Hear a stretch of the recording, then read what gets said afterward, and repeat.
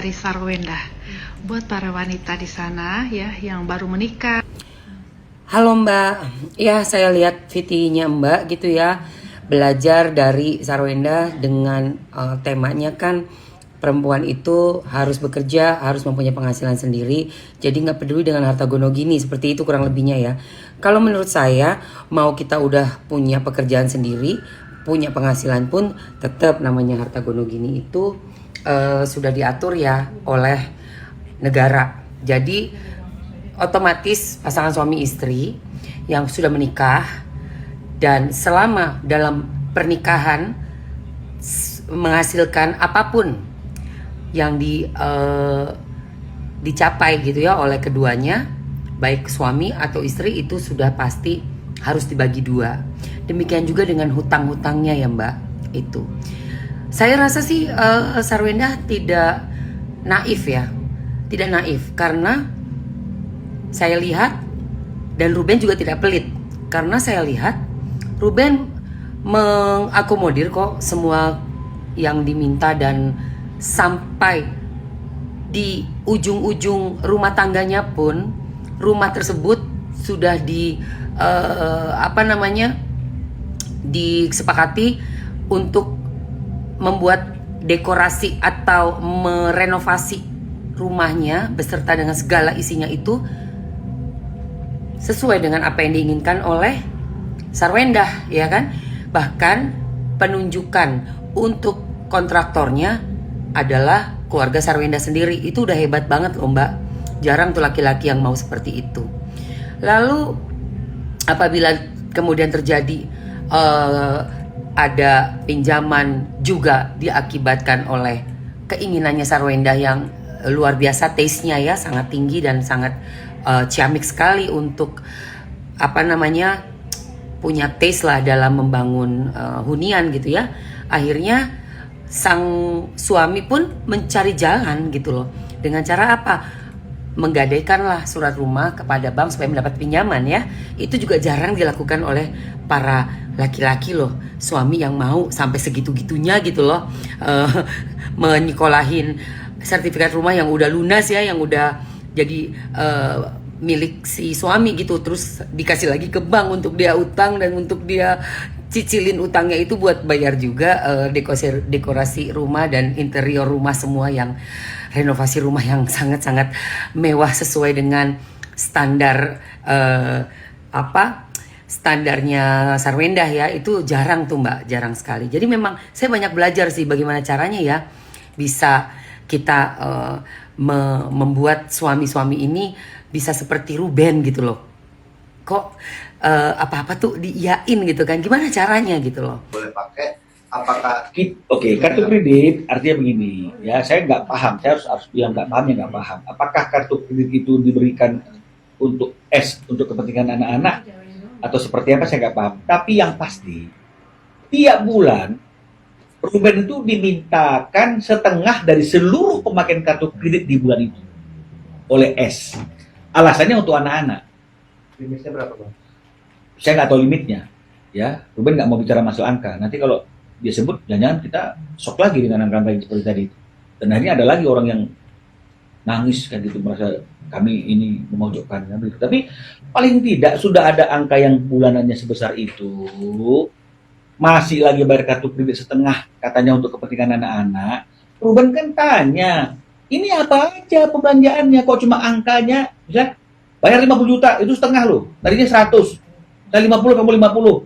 Tapi Rubennya nggak pernah lihat tagihan yang sesungguhnya berapa, penggunaannya untuk apa, dia jadi tagih. Ya Ruben bayar, tapi ini tanya, rinciannya apa, yang 50 itu untuk apa aja, ini contohnya. Oh nggak mau kasih. Ini real, ya kan nggak mungkin lah, ya. Walaupun nggak ada manusia yang sempurna, saya kira Ruben nggak akan mungkin hanya untuk menyelamatkan nama baiknya dia melakukan pembohongan, nggak. Makanya semua kan kita keluar dengan data. Karena saya juga nggak mau menyampaikan sesuatu tapi nggak ada datanya, gitu loh. Walaupun saya percaya sama klien saya, tapi kan saya nggak mau dong muncul tanpa ada fakta. Makanya selalu saya muncul dengan fakta. Nah kemarin mereka juga ikut-ikutan, ini ada today. Loh, today yang ngirimnya kemana?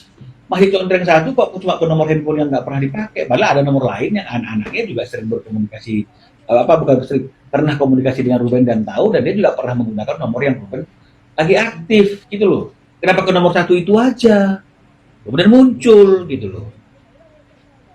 Kalau memang misalnya itu kemudian kami salah, kami harus dianggap tahu, harus dianggap dia sudah menyampaikan, ya kami salah. Tapi memang ketika teman-teman media bertanya, kami tidak tahu bahwa dia sudah pindah bersama dengan anak-anak dan kemana pindah. Kami mau tahu bukan karena mau tahu kemana S, tapi kami mau tahu karena anak-anak ada sama S. Lelang. Ya, kami sudah katakan, Ruben itu sebagai kreditur, sebagai nasabah, ya, yang ketika dia mengagunkan asetnya, menurut aturan, itu memang harus disetujui oleh pasangan. Maka itu juga harus disetujui dan diketahui oleh S sebagai istri pada waktu itu. Jadi kalau misalnya S bilang nggak tahu, itu nggak benar. Karena mekanisme kredit itu tidak mungkin ada orang ingin memberikan kredit kalau misalnya kemudian yang menandatangani akadnya hanya istrinya saja atau suaminya saja. Pasti suami istri. Apalagi kalau tidak ada pemisahan harta. Kecuali kalau perkawinan suami istri, mereka ada yang namanya perjanjian pranikah, harta masing-masing, itu nggak perlu mungkin. Tapi kalau misalnya yang dijaminkan itu adalah masih harta gono ini, maka kedua belah pihak itu harus tanda tangan. Clear ya di situ ya, ini kita bicara hukum nih, fakta ya. Jadi dibilang kita ini lagi kan gitu ya, fitnah, framing, oke? Apakah mungkin informasi itu akan diberikan hanya ke satu orang saja tanpa diberikan ke orang yang lain? Tidak mungkin. Oleh karena itu, kenapa kok ada informasi yang berbeda yang kami dapatkan? Pihak sana bilang Calling 5 akan segera dilelang. Kami tidak mendapatkan informasi itu. Kalau memang tidak lancar sekarang ini, ya. Ya, mereka bilang aja kalau nggak bayar, jangan bilang menunda. Loh, menunda sama juga, artinya tidak bayar, tapi dengan bahasa yang lebih halus. Seperti ini yang ngomong seperti itu dulu, kalau sekolah, pelajaran bahasa Indonesianya mungkin bolos. Dia nggak ngerti tentang bagaimana terminologis bahasa, ya lalu kemudian mengomentari sesuatu yang dia nggak paham, ya. Jadi, untuk meyakinkan, kami bertanya juga, ya, kepada pihak banknya, ini ada namanya Dimas BCA, ini orang yang mengurusi kredit tersebut, bagian penagihan, karena udah masuk tidak lancar nih, ya kita tanya sama dia, ya kalau mengenai masalah lagi dalam proses kan itu ada, kok nggak sekali tadi di ini, ya kan sampai tahap mana, lagi proses penyelesaian bank, kan kemarin sudah saya tunjukin, ya lagi proses penyelesaian berarti artinya masih terbuka yang namanya negosiasi, restrukturisasi dan sebagainya. Jadi masih belum masuk dalam daftar lelang kan gitu kira-kira ini. Oh, debt collector karena macet di banknya. Hilir mudik 15 orang seperti paskibraka gitu. Kami tanya juga ke pihak banknya. Ya, kami tanya juga ke banknya. Tuh. Ya. Kan kami tanya nih. Kata pihak mantan klien maksudnya ya mantannya Ruben, ya ada debt collector yang datang bang, biasanya tidak pernah kirim debt collector kan bang, kemudian dia bilang coba kami konfirmasi ke tim dulu, artinya bagian collectionnya juga akan bertanya ke seluruh pihak yang memang mengurusi bagian kreditnya si Ruben ini. Tadi ya, hari ini today, pihak BCA bilang, pagi bang, sejauh ini dari tim nggak ada ngirim debt collector.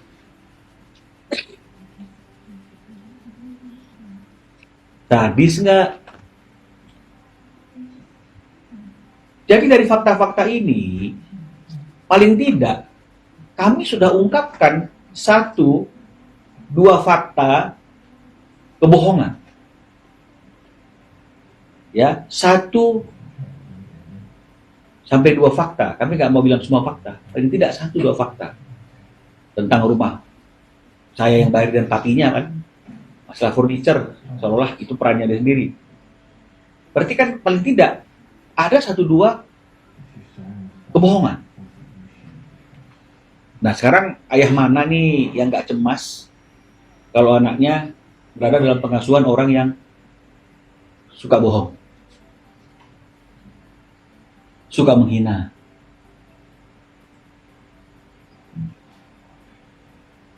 Cemas nggak?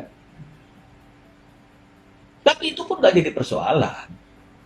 Kalau misalnya kemudian majelis hakim yang memeriksa perkara ini berpendapat bahwa tetap anak-anak lebih baik sama ibunya, ya tidak jadi persoalan juga. Tapi saya yakin pasti tidak akan mengurangi haknya Ruben sebagai ayah.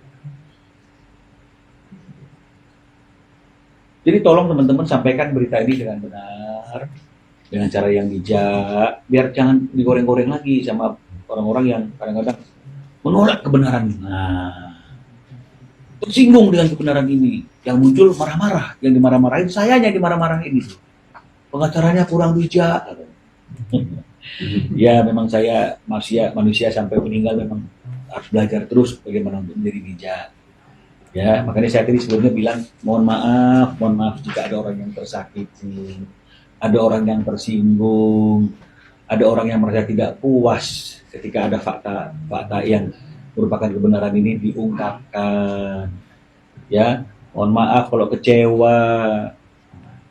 Ya.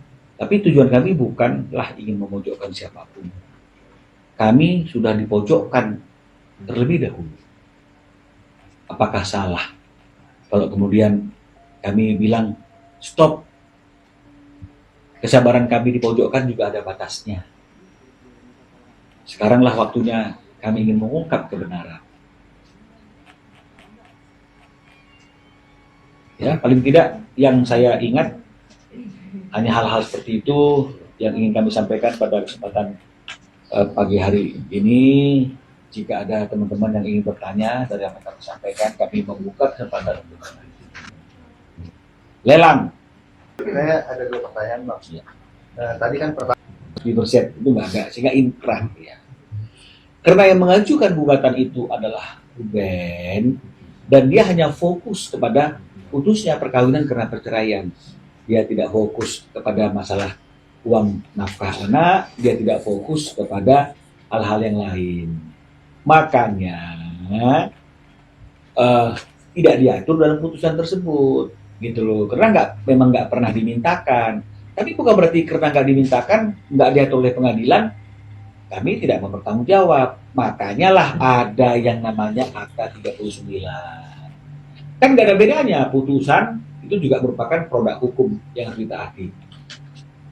Kesepakatan ini kan juga adalah produk hukum yang harus disepakati oleh para pihak yang membuatnya.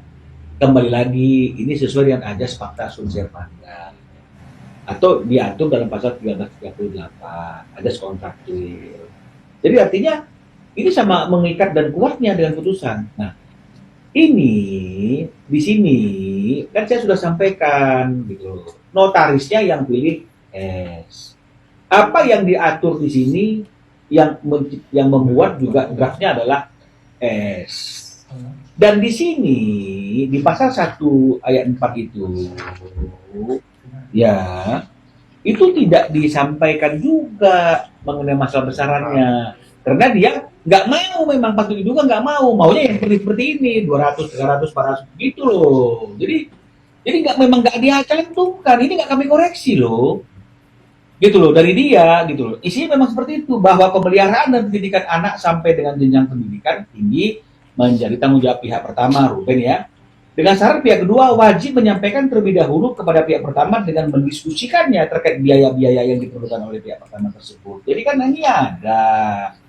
Jadi memang bukan kita yang nggak mau, dia juga nggak mau gitu loh. Justru munculnya angka pokoknya itu dalam tagihannya dia gitu loh. Selalu dia sampaikan biaya pokok anak 75 juta. Ini kan dia yang buat ini. Tapi tidak diatur juga di dalam akta. Gitu loh. Nah, ketika kami mengikuti untuk tetap membayarkan 75 juta, apakah dia bilang terima kasih? Komplain juga. Terus berapa dong yang harus ditransfer? Kami kan tidak tahu.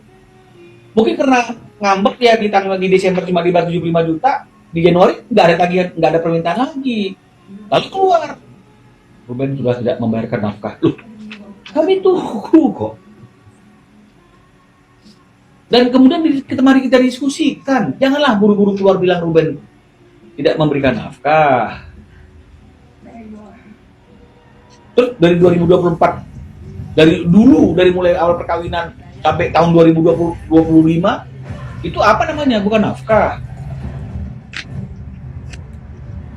Ya, jadi nggak diatur dalam putusan. Ketika akta itu dibuat oleh mereka berdua, walaupun usulannya semuanya mayoritas dari pihak X juga nggak dicantumkan.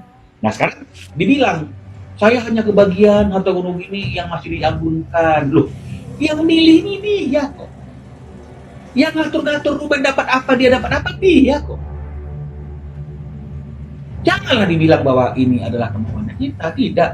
Kemauan kita itu apa? Yang sudah tidak dibebani kewajiban itu dibagi berdua 50-50. Yang masih dibebani, mari kita selesaikan bersama-sama. Atau ada yang mau menyelesaikan, nanti hitung-hitungan. Tapi maunya dia seperti ini. Itu memang yang dia pilih, rumah Cilandak dan rumah Bidindaro. Sama sekian unit rumah. Yang tadi dibilang hanya dapat satu, ternyata dapatnya lebih dari satu. Ini kan bohong-bohong seperti ini kan takut kita anak-anaknya bisa salah pertumbuhan dan perkembangannya gitu. Jadi kita bukan mau menjatuhkan siapa-siapa nih Pak. Nggak kita kurangi, nggak kita tambahi, nggak ada untungnya kok. Hah? Nah itu dia. Nah jadi sekarang siapa yang pegang surat-surat?